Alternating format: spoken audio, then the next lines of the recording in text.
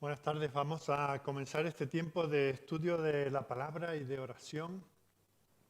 Hoy vamos a continuar nuestro estudio de estos jueces, estos hombres y mujeres que el Señor usó para liberar a su pueblo en tiempos espiritualmente muy bajos para la nación de Israel. Y el Señor usó a estos hombres débiles, como vamos a ver una vez más en esta ocasión, para hacer grandes cosas. Vamos a continuar considerando la manera en que la gracia del Señor se manifestó en la vida de Gedeón. Y antes de hacerlo vamos a pedir la bendición de nuestro Dios. Amado Dios y Padre nuestro, que estás pendiente de nosotros, que nos amas, que nos cuidas, que nos provees todo cuanto necesitamos. Venimos a ti, Señor, en esta tarde, reconociendo, Señor, que no merecemos ni siquiera mirarte, estar cerca de ti, invocar tu nombre, esperar de ti ninguna bendición, ningún cuidado, porque aún habiendo sido transformados por tu gracia, aún teniendo experiencia de tu misericordia en nosotros durante años, fallamos tanto, Señor, somos incoherentes, somos infieles en tantas cosas, no te amamos con una entrega total y absoluta. Dudamos de ti, de las cosas que tú puedes hacer por nosotros, dudamos de tus promesas, dudamos, Señor, de todo. Y con eso, Señor, te deshonramos. No es por humildad que lo hacemos, sino por falta de fe. Y te pedimos perdón por ello. Pero, Señor, queremos mirar a ti, no mirarnos a nosotros. Y ver que tú eres el Dios Todopoderoso, que no solamente has creado un universo tan maravilloso, sino que lo sostiene y no sucede nada que no venga de tu mano. Tú, Señor, has decretado nuestra salvación, la estás llevando a cabo a través de Jesucristo. Te damos gracias, Señor, por su vida, por su obra. Te damos gracias por el Espíritu Santo que ha venido a transformarnos, a morar en nosotros, a dar vida a tu palabra cuando la leemos, cuando meditamos en ella. Y tú, Señor, poco a poco nos vas haciendo cada día más conforme a la imagen de tu Hijo.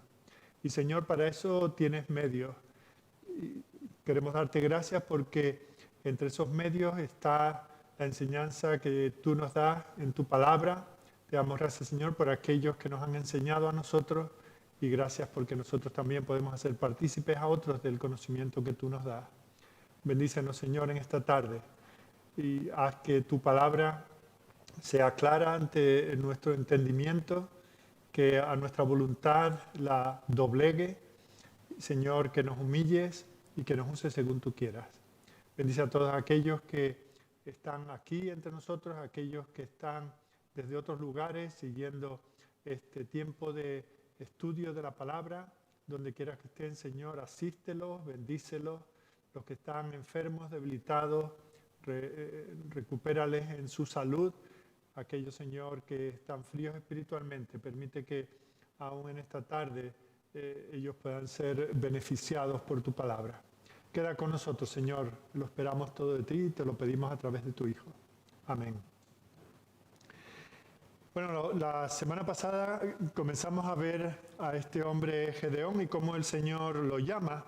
Y hoy vamos a avanzar un poco. El Señor tiene una gran obra que quiere hacer con él, pero antes de llamarlo y darle esa comisión, tiene que encargarle, tiene que prepararlo y para eso empieza su entrenamiento y empieza llamándole a cosas menores comparadas con aquellas que ha de hacer. Y eso es lo que vamos a ver en esta tarde, cómo Dios prepara a Gedeón. Y os invito a que busquéis en vuestras Biblias el libro de Jueces, en el capítulo 6, vamos a continuar donde lo dejamos la semana anterior. Vamos a ir al versículo 25 y vamos a leer hasta el 32. Jueces, capítulo 6, versículos 25 al 32. Y yo voy a leer desde la Nueva Versión Internacional, que dice así: Aquella misma noche el Señor le dijo: toma un toro del rebaño de tu padre, el segundo, el que tiene 7 años. Derriba el altar que tu padre ha dedicado a Baal y el poste con la imagen de la diosa Aserá que está junto a él. Luego, sobre la cima de este lugar de refugio, construye un altar apropiado para el Señor tu Dios. Toma entonces la leña del poste de Aserá que cortaste y ofrece el segundo toro como un holocausto. Gedeón llevó a 10 de sus siervos e hizo lo que el Señor le había ordenado, pero en lugar de hacerlo de día, lo hizo de noche, pues tenía miedo de su familia y de los hombres de la ciudad. Cuando los hombres de la ciudad se levantaron por la mañana, vieron que el altar de Baal estaba destruido, que el poste con la imagen de la diosa Aserá estaba cortado y que el segundo toro había sido sacrificado sobre el altar recién construido. Entonces se preguntaban el uno al otro, ¿quién habrá hecho esto? Después de investigar cuidadosamente, llegaron a la conclusión, Gedeón, hijo de Joás, lo hizo. Entonces los hombres de la ciudad le exigieron a Joás, saca a tu hijo, pues debe morir, porque destruyó el altar de Baal y derribó la imagen de Aserá que estaba junto a él. Pero Joás les respondió a todos los que lo amenazaban, ¿acaso vais a defender a Baal? ¿Creéis que lo vais a salvar? Cualquiera que defienda a Baal, que muera antes del amanecer. Si de veras Baal es un dios, debe poder defenderse de quien destruya su altar. Por eso, aquel día llamaron a Gedeón Yerubbaal, diciendo que Baal se defienda contra él, porque él destruyó su altar. La semana pasada, en nuestro estudio anterior, conocimos a este hombre llamado Gedeón, un hombre al cual Dios había escogido para librar a Israel de la tiranía de sus enemigos. Este era un hombre que no solamente bajo nuestro criterio, sino del suyo propio, no era un candidato adecuado para ser el libertador de la nación. Cuando primero aparece en escena, está escondiéndose de los madianitas para evitar que estos le arrebaten la pequeña cantidad de grano que tiene de su cosecha. Y vemos cómo en esas circunstancias, ya digo, el personaje que menos se podía uno esperar que el Señor llamase para esta tarea de librarlo de sus enemigos los madianitas, vemos cómo el Señor lo llama y le dice que Él va a ser el libertador de Israel. Como la mayor parte de las personas, lo primero que dice Gedeón al Señor es, Señor, te equivocas, has tocado la puerta equivocada. Yo no puedo ser la persona a la cual tú te estás refiriendo, a la cual buscas. Pero siempre que discutimos con Dios, tenemos las de perder, y esto es lo que le pasa a Gedeón. Se encuentra que el Señor no se ha equivocado, y en cuanto Él es consciente de ello, lo vemos adorando al Señor y esperando sus órdenes para poder cumplirlas. Y según vamos avanzando en la historia de Gedeón, vemos cómo el Señor lo prepara para esa misión que tiene por delante.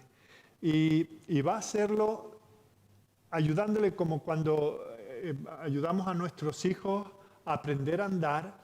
No esperamos que de repente caminen y que hagan, no sé, que anden sobre un pie o sobre el otro, etcétera, sino poquito a poco, pasito a pasito, primero gateando, luego poniéndose en pie, luego andando poco a poco. Y así es como normalmente actúa el Señor con nosotros. Comienza con cosas pequeñas y Él, si lo quiere, puede llegar a fortalecernos y prepararnos para hacer grandes cosas para la gloria del Señor.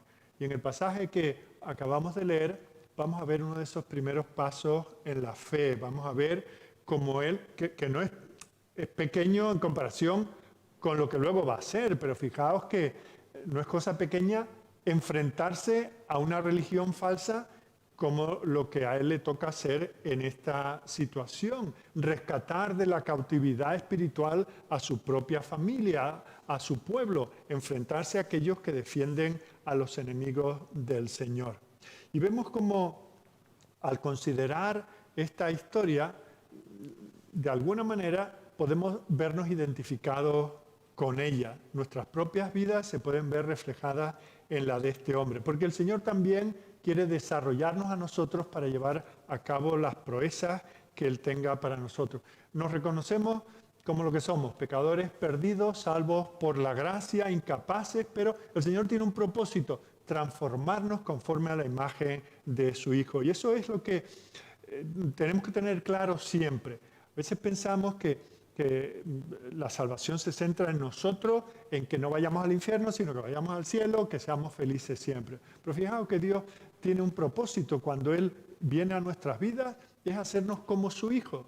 Para eso leemos, por ejemplo, en Efesios capítulo 4, versículo 11 en adelante, cuando el Señor habla de cómo ha equipado a la iglesia dando diferentes dones para la edificación de la iglesia. ¿Qué propósito tiene? Dice Efesios 4:11, Él mismo constituyó a unos apóstoles, a otros profetas, a otros evangelistas, a otros pastores y maestros. Fijaos, a fin de perfeccionar a los santos, a la iglesia, a los creyentes, para la obra del ministerio, para la edificación del cuerpo de Cristo, hasta que todos lleguemos a la unidad de la fe y del conocimiento del Hijo de Dios, a un varón perfecto, a la medida de la estatura de la plenitud de Cristo. Y esto es un reflejo de lo que también dice en Romanos capítulo 8, en aquella parte final del capítulo, cuando habla del propósito para el cual el Señor nos escogió. Dice, para que fuésemos hechos conformes a la imagen de su Hijo. Dios quiere que Él sea el primogénito de muchos hermanos a los cuales Él transforma poco a poco. No siempre vamos a acabar haciendo grandes hazañas que acaben quedando en los libros de historia de la iglesia, pero vemos cómo el Señor hace cosas que nos pueden parecer a nosotros de poco calado, de poco calibre, pero que tienen el propósito de transformarnos a nosotros, hacernos más como su Hijo y avanzar el reino. Y en esa nos encontramos a Gedeón, un hombre, un campesino, un hombre que está lleno de temores, un hombre que vive en una familia que adoran a ídolos, como vamos a ver en esta tarde, pero un hombre que en las manos del Señor va a hacer grandes cosas. Lo primero que vamos a ver es el mandato que el Señor le da. Y eso lo encontramos leyendo de nuevo los versículos 25 y 26.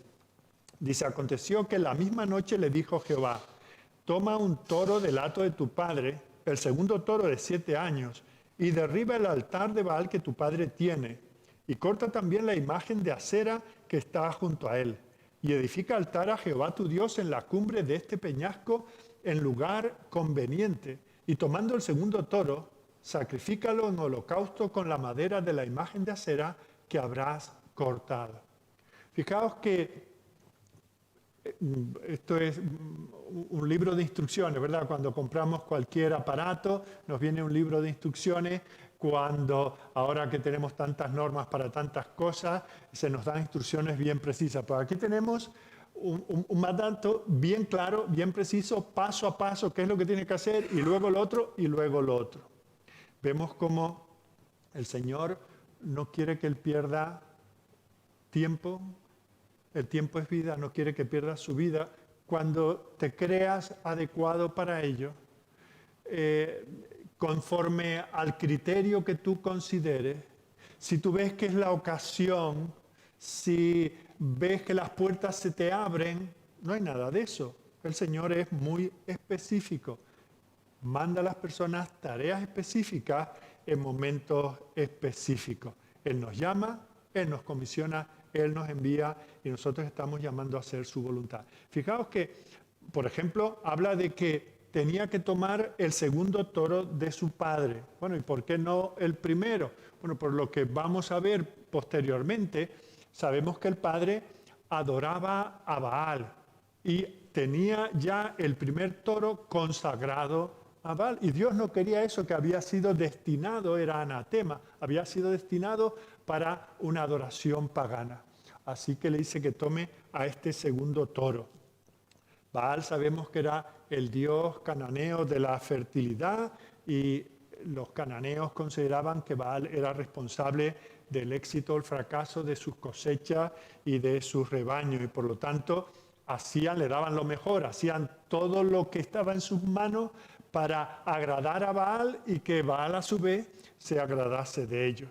Y luego tenía a Acera, que era la consorte de Baal.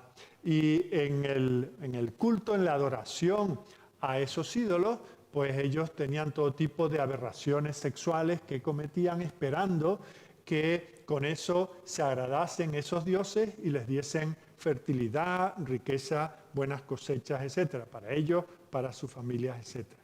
Y vemos cómo en ese contexto el Señor es muy específico. Luego de tomar ese buey, tenía que derribar un altar, edificar otro altar. Versículos 20 y 21 se especifica exactamente dónde tenía que hacerlo, sobre una peña. Y tenía allí que ofrecer aquel toro como un holocausto, una ofrenda totalmente quemada para el Señor. Ahora, aquí hay un detalle. Sabemos que los altares a Baal se ubicaban en lo alto de los cerros, de tal manera que supuestamente ese Dios, ese Baal, tuviese una visión de la zona, del pueblo, de la localidad, de la familia, de la gente de aquel lugar, y de esa manera desde allí pudiese observarlos y bendecirlos. Claro, esto que tenía esa estrategia dentro del paganismo, ahora le suponía un desafío para Gedeón, porque no estaba en una cueva, estaba en el lugar más visible, en el lugar desde donde se veía toda la población y el lugar que podía verse desde cualquier lugar de la población. Así que eso iba a generar una dificultad para Gedeón. Si no, echaban de menos el altar porque se vería solamente estando allí, pero cuando viesen fuego salir de allí, entonces eso alarmaría a aquellos habitantes. Y vemos como aquí encontramos algo que también tiene relación con nuestra propia vivencia. Los mandamientos de Dios para nosotros no vienen para que nosotros vivamos nuestra fe en lo oculto. Hay estas personas que se llaman a sí mismos cristianos, pero son cristianos supuestamente dentro del armario. No quieren salir, no quieren mostrarse, quieren pasar desapercibidos, tienen su comunión con el Señor en la intimidad. ¿Cuánto lamentablemente nos encontramos después de mucho tiempo? No por estas circunstancias que ahora vivimos, sino en unas circunstancias normales. Personas que conocimos, se llamaron cristianos, participaban en la vida de una iglesia local y ahora les preguntamos, bueno, ¿y dónde eres miembro? No, yo sigo amando al Señor, pero ahora me quedo en casa, yo de una manera personal estoy defraudado con la iglesia y bueno, todas las cosas que suelen decir, ¿verdad? Y parece que pueden vivir su cristianismo, su fidelidad al Señor de puertas adentro.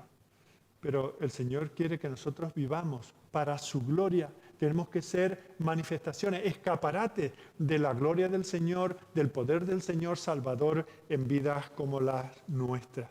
Y por lo tanto, nosotros estamos llamados a buscar al Señor, a hacer público y notorio nuestra dependencia del Señor. Y eso es lo que nos dice la palabra. Recordamos lo que nos dice el apóstol Pablo en la carta a los Romanos, después de manifestar cómo la gracia del Señor se manifiesta a hombres caídos desde el capítulo 1, va avanzando en toda la teología que es recogida allí en esa carta maravillosa que es la carta a los Romanos, y entonces en vista de todo eso dice, ahora por lo tanto vuestras vidas tienen que ser transformadas. En vista de las misericordias del Señor, tenéis que ser como un sacrificio vivo, santo, que sea agradable al Señor. Y los sacrificios, como este holocausto, eran quemados. Y eso era visible, había un testimonio por medio del humo, del olor, ¿verdad? Era manifestación de que se había hecho una ofrenda al Señor. Vemos como el Señor así a nosotros también nos llama, nos hablará. Como habló a Gedeón, en nuestro caso nos hablará por la palabra, a través de la oración, por la indicación, por medio de la iglesia. Y nosotros tenemos que estar dispuestos a servirle, aunque sean tareas que nos parezcan que están más allá de nuestras capacidades. Estamos llamados a ser fieles al Señor. Vemos cómo lo que Él hace, en este caso, es ir de noche Él no quiere exponerse porque sabe que su vida puede estar en peligro. En segundo lugar, vemos que su llamamiento es muy específico, pero tiene una índole espiritual. El propósito del Señor con aquello no era probar de que era capaz, por así decir, físicamente este hombre de tomar el buey de su padre, el toro de su padre, llevarlo a aquel lugar, destruir el altar, echar abajo el poste de acera, etc. Todo eso fácilmente podía hacerlo, pero el Señor quería demostrar algo. En primer lugar, quería demostrar su superioridad sobre Baal. Gedeón tenía que destruir el altar de Baal y en su lugar elevar un altar al Señor. Y en segundo lugar, el Señor quería darle una lección a Gedeón. Quería que Gedeón obedeciera sin valorar cuáles podían ser las consecuencias. Aun si no conociésemos el final de la historia, viendo el contexto, imaginaos lo que esto supondría para este hombre. El riesgo era tremendo. Era tomar en un lugar donde mayoritariamente se habían apartado del Señor y ahora ir y destruir el lugar clave en aquella localidad de adoración a ese Baal, a esa falsa deidad. Y el Señor le dice: Gedeón, quiero que tú vayas sin importar el peligro que tengas que arrostrar. Para él iba a ser un paso pequeño, pero demostraría su confianza en el Señor, en la promesa y en la palabra que el Señor le había dado. Y lo mismo sucede también con nosotros en nuestras vidas. Cada vez que el Señor nos da un mandato para obedecerlo, nos está probando con esas pequeñas cosas. Si somos fieles en lo poco, el Señor irá dándonos más y más responsabilidad. Y tenemos que ver que detrás de cada mandato, cuando el Señor nos llama a ser fieles, a ser veraces, a tener gracia en nuestro hablar, a perdonar, todas esas cosas que parecen cosas pequeñas, implican la destrucción de algún ídolo dentro de nosotros. Y tenemos que estar dispuestos a mortificar aquello que se ha apegado a nuestras costumbres, a nuestra cultura, a nuestra religiosidad. Y tenemos que, con esos actos pequeños de obediencia, mostrar que confiamos en el Señor, que creemos que el Señor es más grande que todo eso y dar esos pasos para su gloria. Vemos como con la destrucción de aquel altar, el Señor esperaba quitar el estorbo que estaba entre Él y su pueblo.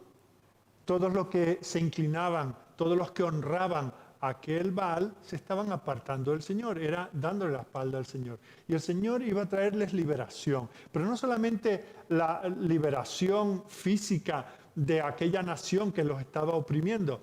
Eso lo podía haber hecho sin la intervención de nadie. Primero necesitaba comenzar haciendo una transformación espiritual, comenzando por un hombre, luego por una familia y llegando a toda la tribu y a toda la nación. Para eso nos llama también el Señor a nosotros. Por eso recordamos también en Hebreos capítulo 12, versículo 1, como nos dice que tenemos que despojarnos de todo peso y del pecado que nos asedia para correr esta batalla. Y nos parece que, sobre todo cuando somos jóvenes y tenemos tanto ímpetu, tantas ganas de servir al Señor, queremos hacer grandes cosas para el Señor y el Señor dice: sí, pero mira, esas grandes cosas comienzan con que tú vivas en fidelidad a mí, una vida de santidad, una vida de abnegación. Ah, sí, Señor, bueno, todo eso lo iré haciendo por el camino, pero quiero hacer esa gran hazaña.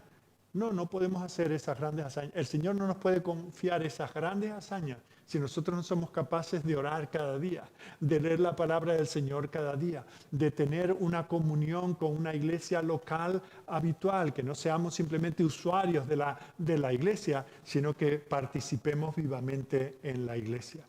Así que el Señor nos llama de una manera específica y con un propósito espiritual. En tercer lugar, viendo este mandato, vemos cómo el mandato era simple. Era prácticamente un paso de niño, ya digo, era un gran desafío, pero comparado con la la gran obra que el Señor quiere que Gedeón acabe haciendo, esto era muy poca cosa. Pero el Señor quería prepararlo para que él viera cómo el Señor actúa en las cosas pequeñas y de esa manera pudiese confiar cuando el Señor le llamara a hacer lo imposible. Y eso es lo que el Señor hace siempre con nosotros. Vemos esto en muchos casos en las Escrituras. Por ejemplo, vemos al rey David. El rey David, una de sus grandes victorias fue contra el gigante Goliat.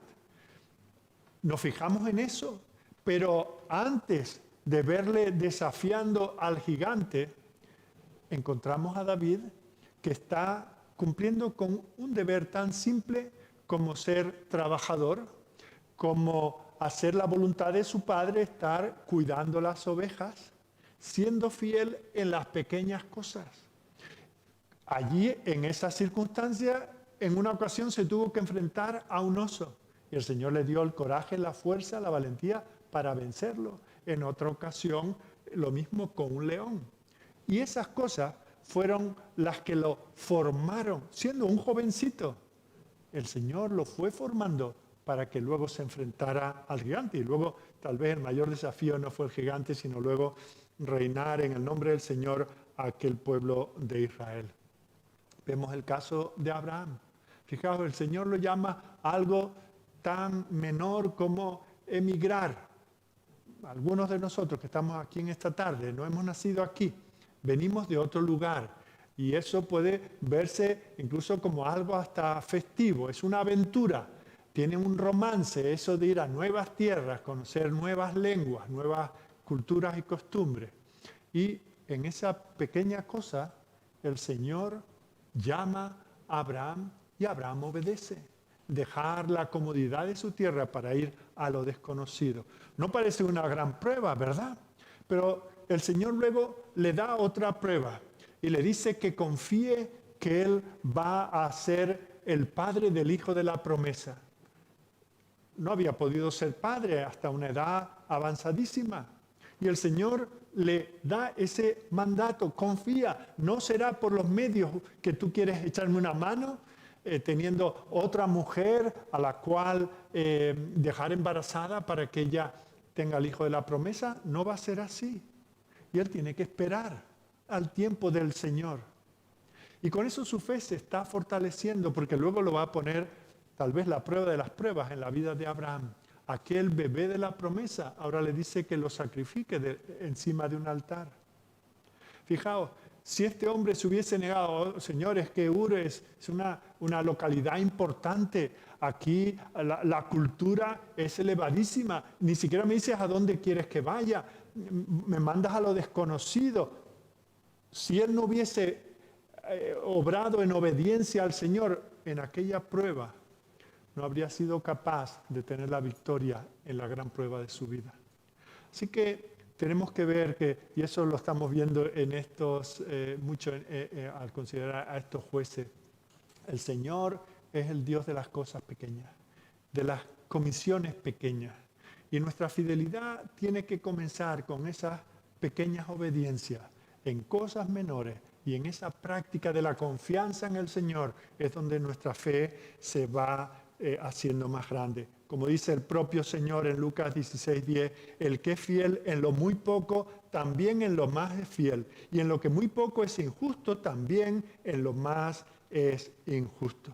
El problema que nosotros tenemos es que no somos útiles para el Señor en grandes cosas porque no hemos fortalecido el músculo de la fe en las cosas pequeñas.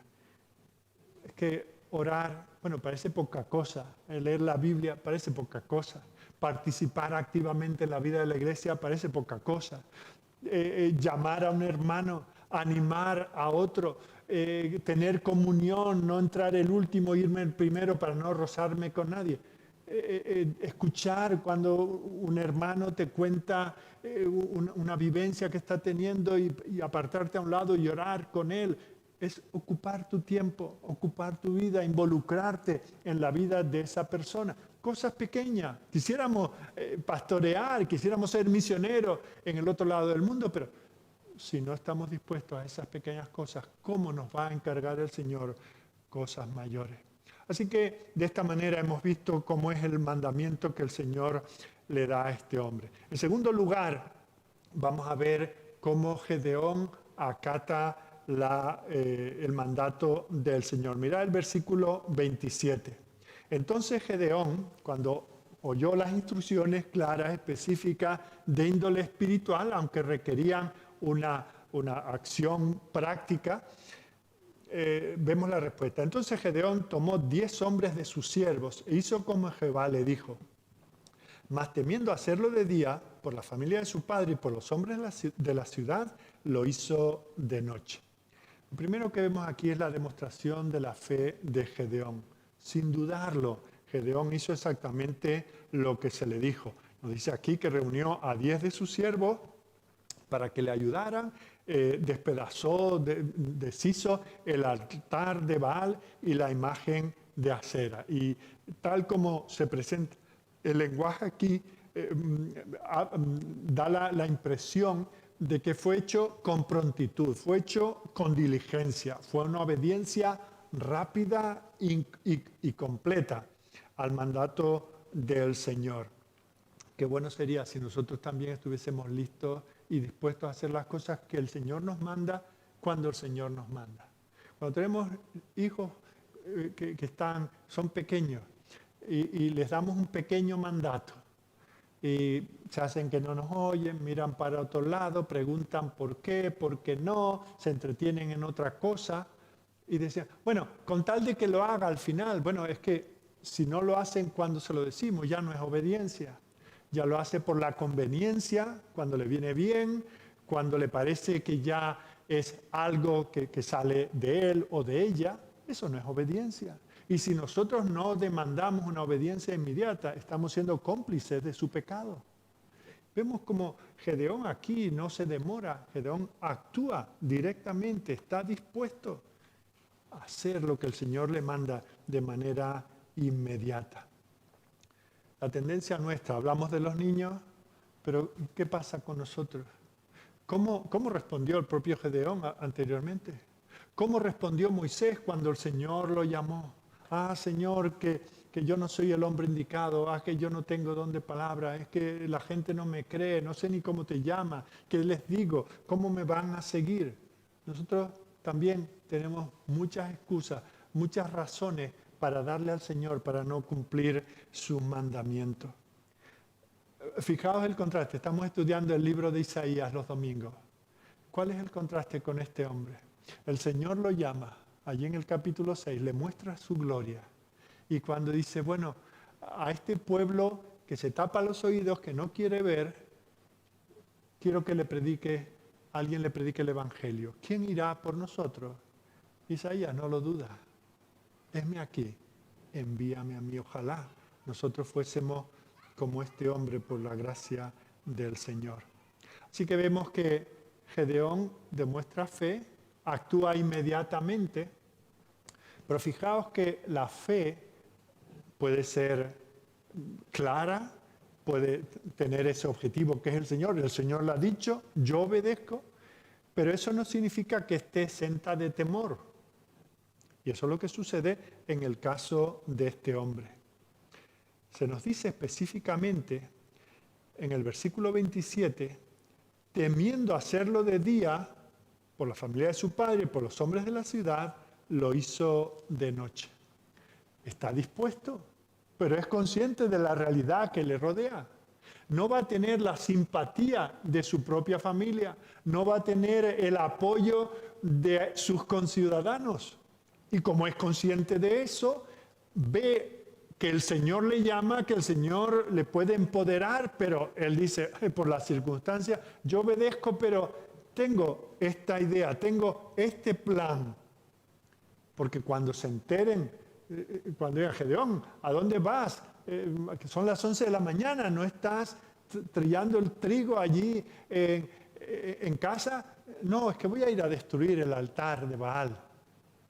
Pues venga, vamos contigo y así te echamos una mano. No se iba a encontrar con eso. Se iba a encontrar con la oposición de su propio padre, que tenía un toro reservado para ello. con la de sus vecinos, sus hermanos.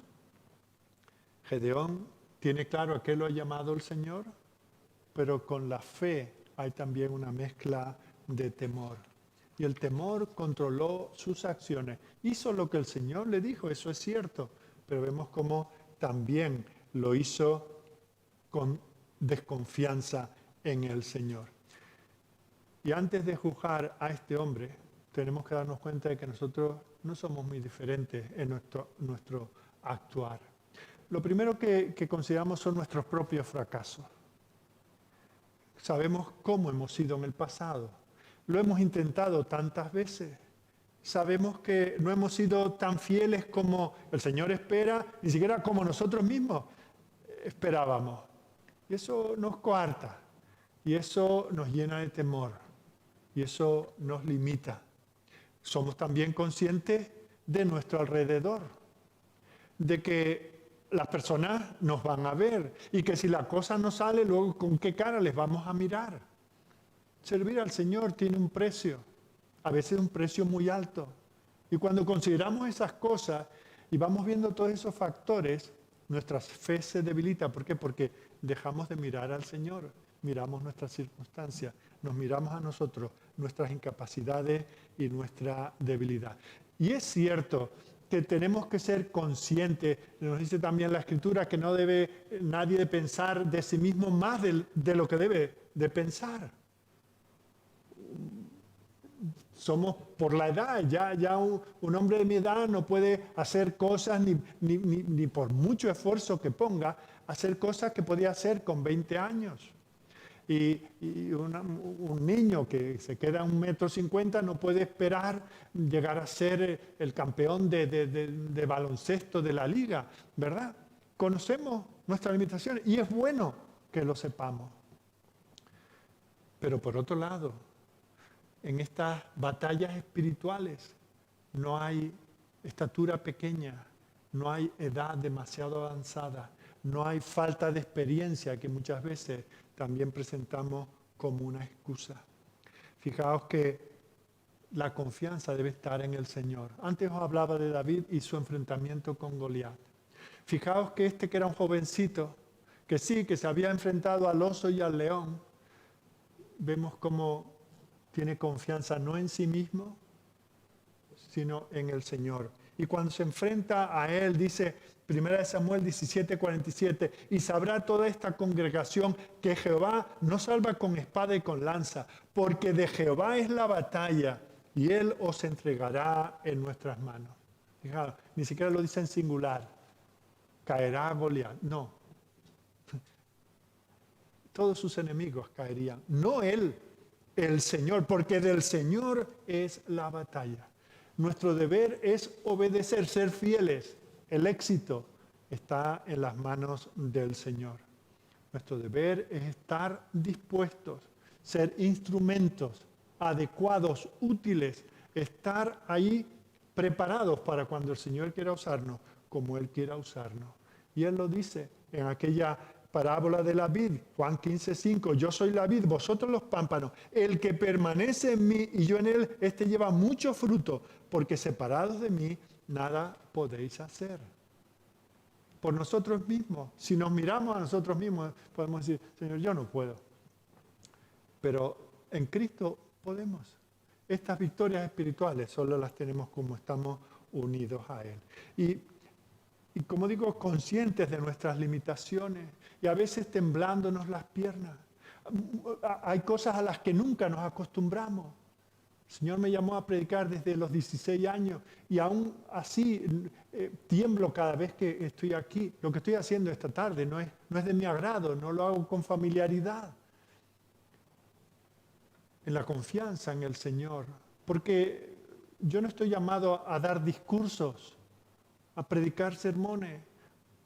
Confío en que el Señor pueda usar este instrumento tan incapaz en sí mismo para que su palabra llegue a transformar vidas de pecadores y de creyentes. Hace muchos años que aprendí que eso no estaba en mis manos. Nunca, jamás, ni en las mías ni la del mejor de los predicadores.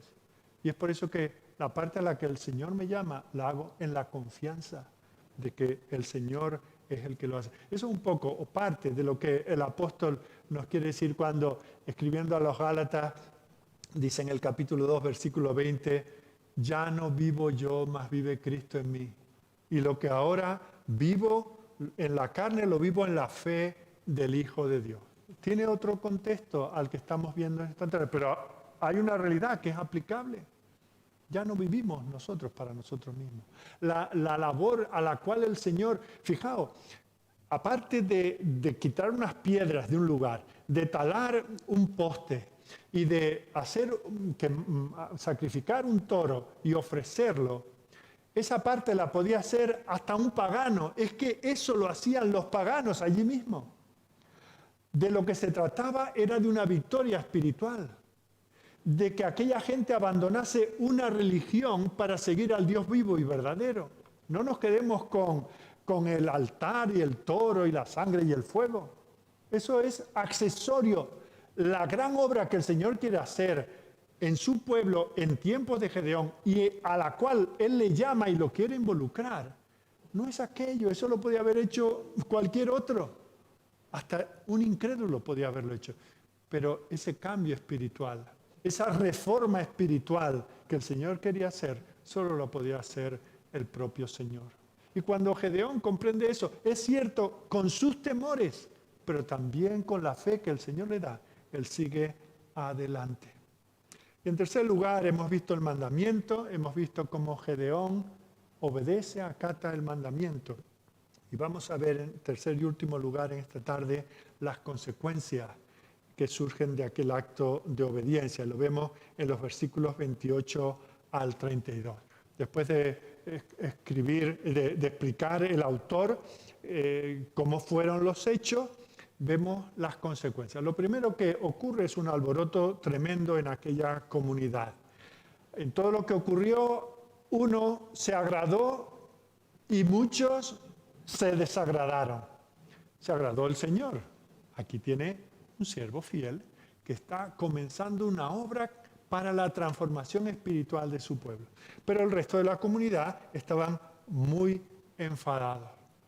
Todas nuestras acciones tienen consecuencias. Y cuando nuestras acciones son en línea con la palabra del Señor, cuando somos fieles y obedientes, a Dios le agrada.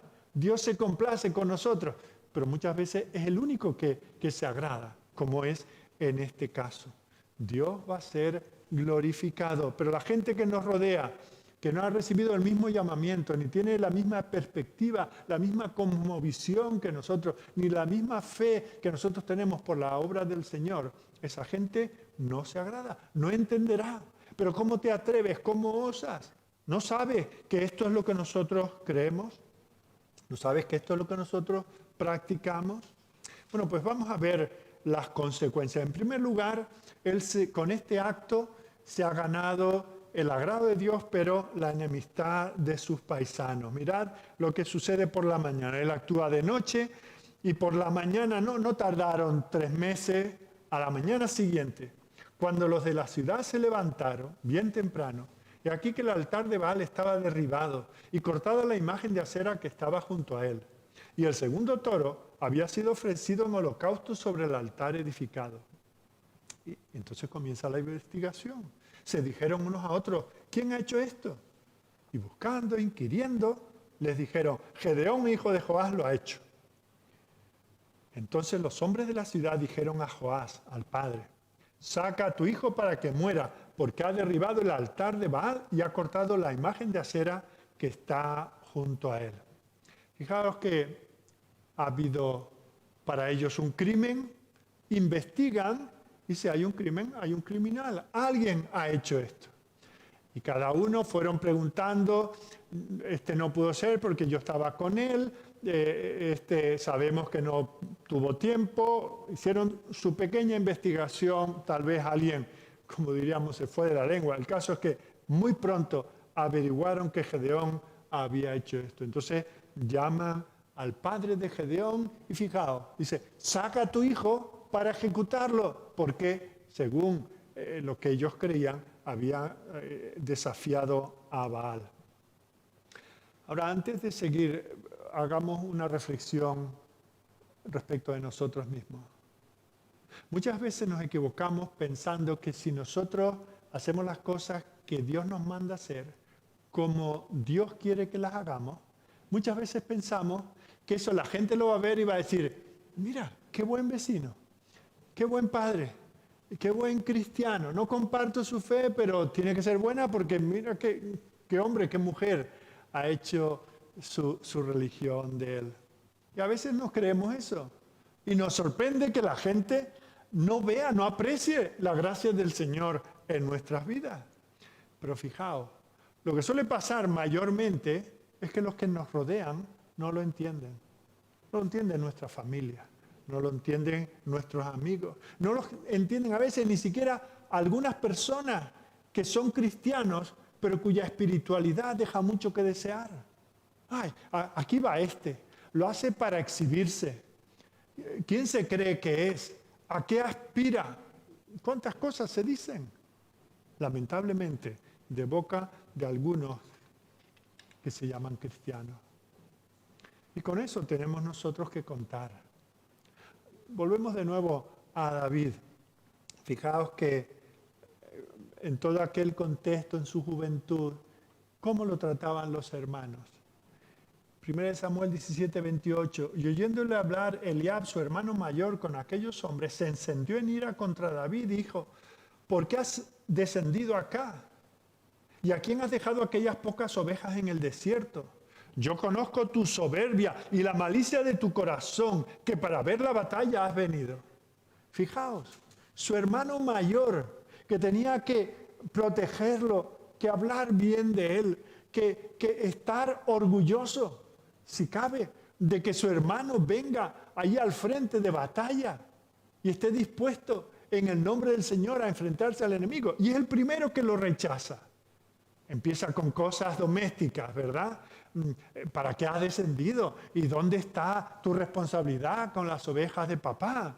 Yo sé que eres un soberbio, tienes un corazón lleno de malicia y que eres un curioso que has venido aquí a ver a los hombres, a los mayores, cómo matan y mueren.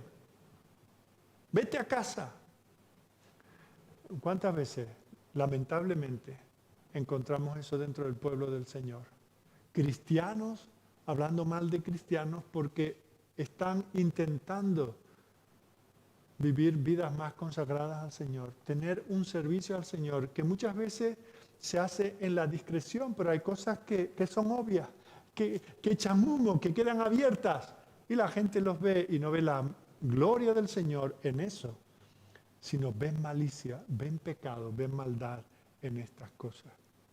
Esto no solo le ocurrió a David, al propio Señor. Mirad lo que leemos en Juan capítulo 7, versículo 3. Le dijeron sus hermanos, sal de aquí, vete a Judea, para que también tus discípulos vean las cosas que hacen, porque ninguno que procura darse a conocer hace algo en secreto. Si estas cosas hace, manifiéstate al mundo, porque ni aún sus hermanos creían en él. Fijaos, tiene varios hermanos más pequeños que él, lo observan, no lo respetan como dentro de aquel núcleo familiar, era al fin y al cabo el primogénito. Jamás les habló mal, jamás les pegó, jamás los hizo llorar. Y aún ellos no creían en él. Lo vemos en el apóstol Pablo. El Señor cambia su vida, lo transforma, pero dice en Hechos capítulo 9 que los cristianos, la iglesia, huía de él, le tenían miedo. Ahora, si eso le pasa a estos hombres, le pasó a nuestro propio Señor, ¿qué podemos esperar nosotros? Que la gente nos aplauda por vivir vidas consagradas al Señor. Y eso muchas veces nos coarta, eso muchas veces nos limita y no avanzamos por temor a lo que otros puedan decir de nosotros. Pero el Señor quiere que seamos hallados fieles. La segunda consecuencia, la primera es la enemistad de sus paisanos. Pero mirad lo que ocurre luego en los versículos 31 y 32. Joás es el padre de Gedeón, respondió a todos los que estaban junto a él. ¿contenderéis vosotros por Baal? ¿Defenderéis su causa? Cualquiera que contienda por él, que muera esta mañana. Si es un Dios, contienda por sí mismo con el que derribó su altar. Aquel día Gedeón fue llamado Jerobbaal, esto es, contienda Baal contra él, por cuanto derribó su altar. La segunda consecuencia de su acto de fe fue que sus amados fueron librados de la esclavitud de la idolatría. Fijaos que cuando hacen la averiguación, no se equivocan, no acusan falsamente, eso lo ha hecho Gedeón. Y van a buscar a su casa y se encuentran con su padre. Recordemos, su padre era un adorador de Baal. Su padre tenía consagrado su mejor becerro para Baal. Pero ahora ve lo que ha ocurrido con su hijo.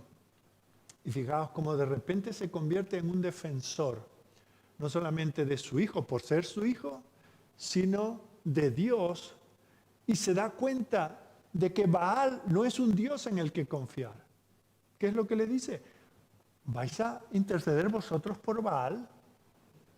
¿No ha sido Baal capaz de defenderse por sí mismo? ¿Vio? Es en el que este valle, este pueblo, esta aldea ha puesto su confianza. ¿No es capaz de defenderse a sí mismo? ¿Y nosotros ponemos nuestra confianza en él? Si es verdaderamente poderoso, que se defienda a él. Y luego fijaos, ¿se vais a ser sus salvadores? Entonces los confronta con la ley del Señor. Porque el Señor había dicho, no tendrás dioses ajenos delante de mí, no te harás imagen ni ninguna semejanza, etc. Y dice, si alguno es tan necio como para servir a Baal, realmente está ofendiendo a Dios. Conforme a la ley de Dios, del Dios de esta nación, debería morir esta misma mañana. Esto da la impresión como que todo el mundo hacía la vista gorda. No se habían convertido en ateos respecto a Yahvé, al Dios del pacto. Oficialmente esa era la religión, pero bueno, tenías como esta gente, ¿verdad?, que se llaman creyentes, pero siguen mirando el horóscopo, siguen confiando en la lotería, siguen teniendo ciertas supersticiones, ¿verdad? Hombre, no es su fe principal, no está en eso, pero oye, si sale, sale, ¿verdad? Esa era un poco la situación, pero dice, ¿vais a defender vosotros la lotería? ¿Vais a defender vosotros esos actos abominables que ocurren en aquellos lugares altos? Aquella fornicación supuestamente sagrada. ¿Vais a defenderlo? Porque en ese momento os convertís en reos de muerte. Fijaos, aquel acto hecho con fe, mezclada con temor de este hombre, está consiguiendo la conversión de su padre. Baal no es real, es lo que está diciendo aquí el padre de Gedeón. Todo eso con ese pequeño acto de Gedeón, él honró al Señor y el Señor, en este caso, obra tocando a su familia. El altar de Baal estaba en la tierra del padre de Gedeón. No era una cosa lejana para él, estaba muy cercana, era su ídolo. Pero cuando este hombre ve la fe de su hijo que se enfrenta a la muerte, vienen a matarlo, a sacrificarlo porque ha deshonrado a Baal. Cuando él ha visto la fe de su hijo, este hombre fue transformado. Aquí se acabó la idolatría para aquel hombre y para su casa.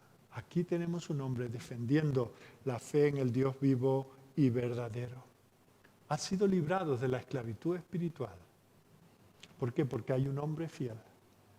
¿Cuántos de nosotros tenemos familiares impíos, familiares que no creen en el Señor? Tenemos que predicarles el Evangelio. Tenemos que interceder delante del Señor, pero tenemos también que vivir vidas de fidelidad al Señor. Que no vean que nosotros somos dos personas, una la que en público manifiesta una fe y otra la que en lo privado de la vida de la familia viven como si no conociesen a Dios. Este hombre fue movido al ver la fe de su hijo.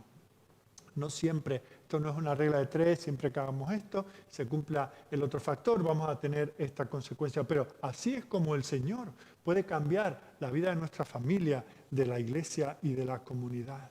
Y eso es lo que hemos visto en tantas ocasiones, ¿verdad? Una persona que ha sido fiel al Señor y ha perseverado durante años y no se ha dejado llevar por las insinuaciones de la familia, y esa es la fidelidad que ha hecho que su cónyuge, sus hijos y otros miembros de la familia vengan a los pies del Señor.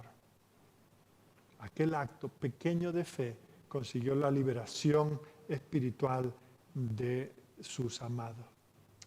Pero vemos como en el versículo 27, otra consecuencia es que Gedeón está adquiriendo una experiencia que le falta para lo que tiene que venir a continuación. Por eso seguimos leyendo en el versículo 27. Entonces Gedeón tomó 10 hombres de sus siervos e hizo como Jehová le dijo, mas temiendo hacerlo de día por la familia de su padre y por los hombres de la ciudad, lo hizo de noche. Por la mañana, cuando los de la ciudad se levantaron, aquí que el altar de Baal estaba derribado y cortado la imagen de acera que estaba junto a él. Y el segundo toro había sido ofrecido en holocausto sobre el altar edificado. Y se dijeron unos a otros, ¿quién ha hecho esto? Y buscando e inquiriendo, les dijeron, Gedeón, hijo de Joás, lo ha hecho. Entonces los hombres de la ciudad dijeron a Joás, saca a tu hijo para que muera, porque ha derribado el altar de Baal y ha cortado la imagen de acera que estaba junto a él. Y Joás respondió a todos los que estaban junto a él, ¿contenderéis vosotros por Baal? ¿Defenderéis su causa? Cualquiera que contienda por él, que muera esta mañana. Si es un Dios, contienda por sí mismo con el que derribó su altar. Aquel día, Gedeón fue llamado Jerobaal, esto es, contienda Baal contra él por cuanto derribó su altar. Fijaos que con todo esto encontramos que el Señor está obrando, fortaleciendo la fe de Gedeón. Su trabajo no terminó aquella noche cuando él derribó el altar y ofreció el holocausto. Su trabajo para el Señor había de continuar. Y todo este episodio que ocurre a continuación, esa averiguación, ese venir a las puertas de su casa, ese decir, sácalo para que lo ejecutemos, esa defensa de su padre, ese cambio de actitud en su padre, está fortaleciendo la fe de Gedeón. Porque él tenía que enfrentarse a la gran batalla de su vida. Y el Señor estaba obrando, fortaleciendo el músculo espiritual de la fe de Gedeón. El Señor le estaba llamando a una obra muy grande. Y con esto le estaba diciendo, Gedeón, yo voy a estar contigo. Los que parecen tus amigos se podrán volver enemigos, pero yo tengo quien te va a apoyar. Quien menos te lo esperaba, el adorador de Baal de tu propia familia va a ser quien te defienda en esta ocasión. ¿Te das cuenta, Gedeón? ¿Te das cuenta que la batalla está en mis manos? ¿Te das cuenta de que puedes confiar en mí? ¿Te das cuenta de que ninguna cosa es demasiado grande cuando es Dios quien manda que la hagamos?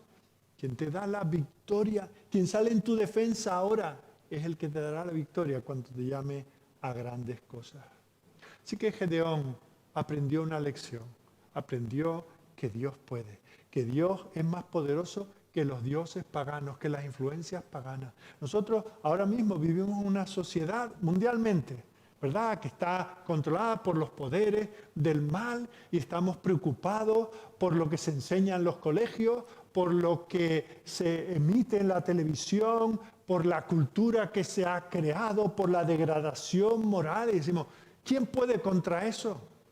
Nos quedamos en nuestro gueto, en nuestra pequeña congregación, y aquí nos fortalecemos entre nosotros y hacemos piña para que no entre ninguna de esas cosas. Y si conseguimos que ninguno se pierda de nosotros, ya nos damos por contentos.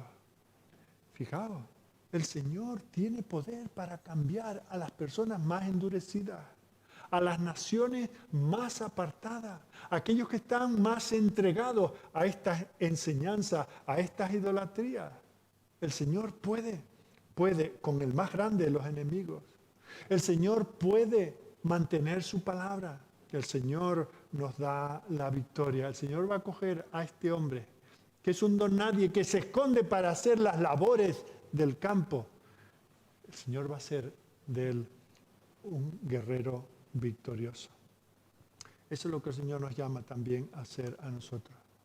Estamos llenos de dudas y temores. ¿Dudamos de nosotros? Bueno, tenemos todas las razones para dudar de nosotros. Pero dudamos también del Señor. Y el Dios de Gedeón es nuestro Dios. La mano del Señor no se ha cortado en nuestros tiempos. Su poder para cambiar, para salvar, para librarnos, para proteger a su pueblo, no ha cambiado en absoluto. Y el Señor con estas pruebas y con estas pequeñas victorias está fortaleciéndonos para grandes cosas. Yo sé que, porque lo he visto y lo veo entre vosotros, sé que he visto a algunos de vosotros comenzar en los primeros pasos en la fe. Y he visto como poquito a poco el Señor ha ido obrando y ha ido fortaleciendo. Y me gozo en el Señor de ver el fruto de la obra del Señor en esas vidas. Y lo que uno pensaba de que aquel joven, aquella señora tímida que entró una vez casi sin saber a dónde venía, no entendiendo nada de la palabra, hubo que regalarle una Biblia y comenzar a explicarle y luego darle un discipulado. Y vemos como poco a poco esa persona ha sido transformada por el Señor. Personas que estaban llenas de esas idolatrías, de esas falsas creencias, de prácticas tal vez aberrantes. ¿Quién lo diría el primer día? De cómo los ve uno ahora andando firme, siendo maestros para otros, llevando de la mano a otros, hablándole al Señor, del Señor a otros. El Señor es el que puede mover montañas, allanar valles, suplir todas las necesidades. El Señor responde a nuestras oraciones. Él lleva nuestras cargas. Él viene para estar con nosotros, para estar de nuestro lado. Él no ha terminado con nosotros, apenas ha empezado.